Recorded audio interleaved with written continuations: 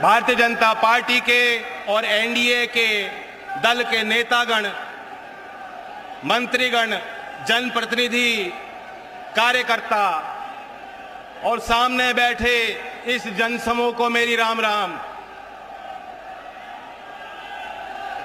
आपने देखा होगा कल एक भव्य समारोह में राष्ट्रपति भवन में महामहिम राष्ट्रपति जी से मैंने भारत रत्न का वो चिन्ह स्वीकार किया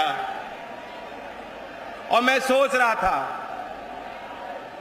वह चिन्ह मेरे हाथों में गया, वो प्रतीक, वह सम्मान, लेकिन वह असली गाड़ी कमाई देश के किसानों की है, खमेरों की है, उस नौजवान की है जो अपना सब कुछ दांव पर लगाकर भारत की सेनाओं में सेवा करता है, उस सामाजिक कार्यकर्ता की है जो देश में सबसे गरीब और वंचित वर्ग के उत्थान के लिए मेहनत करता है,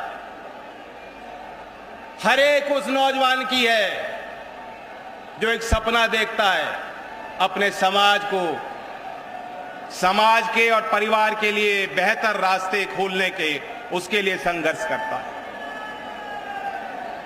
आपको और हमें आज देश जिस पड़ाव पे है सोचना होगा, और खास तौर से मेरठ वासियों को कोई तो कारण होगा कि देश के प्रधानमंत्री जी ने भारत रत्न के उस कार्यक्रम के बाद पहला पड़ाव था, तो उस पहला पड़ाव उन्होंने मेरठ की धरती को चुना कि मेरठ के लोगों के पास में जाऊं और देश के लिए अपना संदेश दूं। मैं आपको जानकारी भी देना चाहता हूं, कल जब वो समारोह समाप्त हुआ तो अल्प समय व्यक्तिगत मेरी भेंट प्रधानमंत्री जी से हुई और उस कम समय में भी किसानों के प्रति उनकी चिंताएं उन्होंने जाहिर की। उन्होंने मुझे बताया कि किस तरीके से चौधरी चरण सिंह जी को वो मानते हैं, और मैं समझता हूं कि इसलिए भी हमें खुश होना चाहिए कि मेरठ चौधरी साहब की कर्मभूमि है। हम और आप इस बात को जानते हैं कि अगर प्रधानमंत्री नरेंद्र मोदी जी नहीं होते तो भारत रत्न का सम्मान धरती पुत्र चौधरी साहब को मिलने वाला नहीं था। ये निर्णय, ये साहसी फैसला, ऐतिहासिक निर्णय आपके सम्मान को आगे बढ़ाने के लिए प्रधानमंत्री जी ने इसलिए भी लिया, वो भी जानते हैं चौधरी साहब का कितना बड़ा योगदान राष्ट्र निर्माण में रहा। वो ये भी जानते हैं कि चौधरी चरण सिंह जी गुजरात को अपने आध्यात्मिक और राजनीतिक जीवन शैली की पीठ मानते थे। जो भी समाज सुधार का काम चौधरी चरण सिंह जी चाहते थे करना, वह उन्होंने दयानंद सरस्वती जी से सीखा और उससे उनसे प्रेरणा ली। हीरो वर्शिप एक मॉडर्न टर्म है। यहां भी मैं बैठा बैठा देख रहा था, प्रधानमंत्री का नाम सारे लोग बार बार, एक गूंज उठ रही थी, उनका नाम बार बार नौजवान ले रहे थे कि नहीं ले रहे थे? फिर सुनाओ, ले रहे थे कि नहीं ले रहे थे? ये भी एक गहरे विश्वास का प्रतीक है, इसे हीरो वर्शिप भी कह सकते। इस हीरो वर्शिप से चौधरी चरण सिंह जी भी अछूते नहीं थे। एक ऐसे नेता थे जिनको चौधरी चरण सिंह जी अगर आदर्श मानते, वो थे सरदार वल्लभ भाई पटेल।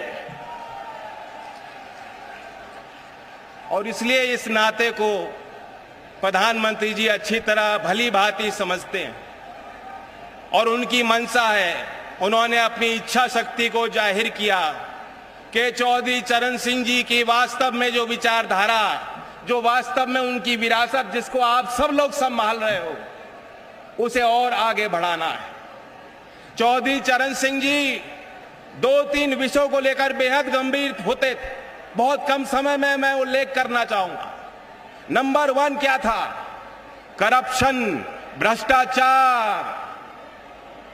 जिस तरह तालाब में अगर एक कमल का फूल कहीं खिलता है, दूर से दिखाई देता है, दूर से उसका सौंदर्य एक कमल के फूल का दिखाई देगा कि नहीं देगा आपको? एक तालाब में एक फूल अगर खिल रहा हो। चौधरी साहब यही मानते थे कि जो नेता होता है, जो बड़े पद पे बैठा है, बड़े पदभार को संभाल रहा है, उसकी नैतिक जिम्मेदारी होती है। भ्रष्टाचार ऊपर से लेकर नीचे तक जाता है।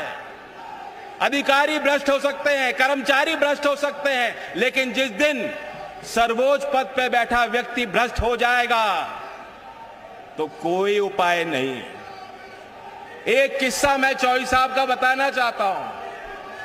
हमीरपुर जिले का 13 मार्च 1962 की तारीख, चौधरी चरण सिंह जी गृह मंत्री थे। वहां सर्किट हाउस पे रुके हुए थे। रेडियो का कार्यक्रम चल रहा था। चौधरी साहब ने सुना कि उन्हें पद से हटा दिया गया है, उनसे मंत्रालय ले लिया गया है। गाड़ी सरकारी उनके लिए खड़ी थी। लखनऊ उनको लौटना था। उन्होंने ड्राइवर को कहा, मैं सरकारी गाड़ी में नहीं बैठ सकता, इस गाड़ी को वापस आप ले जाइए लखनऊ। ऐसी ईमानदारी चौधरी साहब की थी। और आज हम देखते हैं गंभीर आरोप के बाद भी जेल की सलाखों के पीछे रहकर भी सत्ता के सुख को लोग भोगना चाहते हैं। तो चौधरी साहब की उस ईमानदारी को याद करते हुए और उसमें जो कड़ियां जुड़ी हैं, हमने देखा है 10 वर्ष में क्या कड़ियां जुड़ी हैं। जो राजीव गांधी जी कहते थे कि 1 रुपए का सरकारी योजना का पैसा धरातल पे कितना पहुंचता है, 15 पैसे पहुंचता है। आज हम देखते हैं केंद्र सरकार कोई निर्णय लेती है, कोई प्राथमिकता बनाती है, कोई योजना बनाती है, कोई निवेश करती है, तो सीधा लाभार्थी के खाते में पैसा जाता है। मैं पूछना चाहता हूं, यही तो चौधरी चरण सिंह जी की ईमानदारी का प्रतीक है। यही उनके ईमानदारी और नैतिकता का बढ़िया उदाहरण जो सरकार करके दिखा रही है। और फिर चौधरी साहब जातीय भेद के खिलाफ थे, लिंग भेद के खिलाफ थे, और वे चाहते थे किसान, क्योंकि उस समय के देश में गांव और किसान देश की जड़ों में था। मुख्य धारा में अगर किसान नहीं खड़ा होता, गांव का विकास नहीं होता, तो देश आगे नहीं जा सकता। उसी उद्देश्य के साथ एनडीए को ताकत देने के लिए हम उम्मीद करते हैं कि मेरठ अपनी बड़ी भूमिका को अदा करेगा।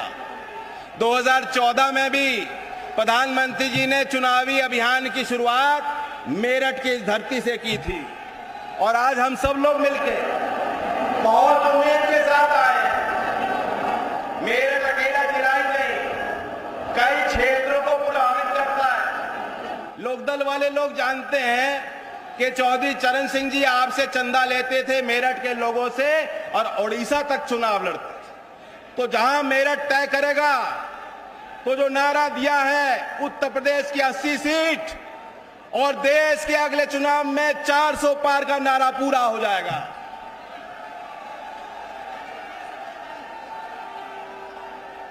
मैं अपनी बात को समाप्त करते हुए कहना चाहता हूं कि वो नेता जो भविष्य को समझते हैं कि भविष्य में क्या होगा और समाज और देश को उसके लिए तैयार करते हैं चुनौतियों के लिए, उनकी बातें हमेशा इतिहास में पन्नों पे दर्ज हो जाती हैं।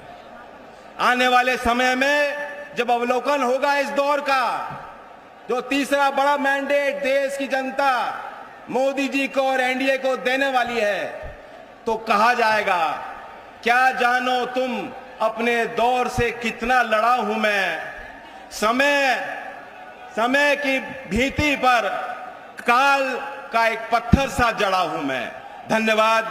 जय हिंद, जय भारत, जय किसान, जय मजदूर।